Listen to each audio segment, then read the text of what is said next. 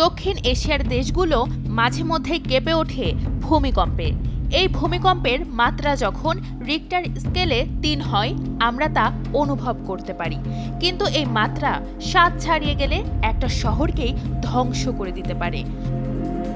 দক্ষিণ এশিয়ার দেশগুলো কবে কেমন ভয়াবহ ভূমিকম্পের মুখোমুখি পড়েছিল চলুন জেনে নিই।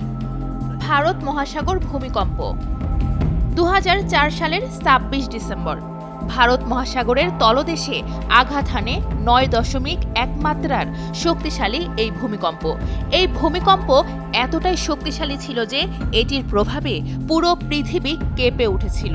সুনামি হয়ে প্রচণ্ড শক্তি নিয়ে আছড়ে পড়ে ভারত মহাসাগরের উপকূলের দেশগুলোতে।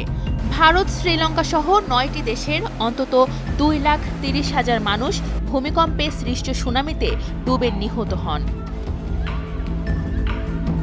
নেপাল বিহার ভূমিকম্প ১৯৩৪ সালের ১৫ জানুয়ারি ভর দুপুরে নেপাল কেঁপে উঠেছিল এক বিধ্বংসী ভূমিকম্পে।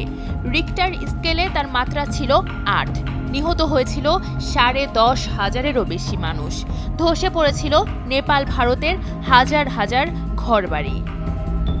কাংড়া ভূমিকম্প ১৯০৫ সালের ৪ এপ্রিল ভারতের হিমাচল প্রদেশের কাংড়া জেলা ও কাংড়া উপত্যকা কেঁপে উঠেছিল ৭.৮ মাত্রার ভূমিকম্পে। তখন প্রায় ২০,০০০-এর বেশি মানুষ নিহত হন। ধ্বংস হয় প্রায় ১ লাখের মতো ঘরবাড়ি।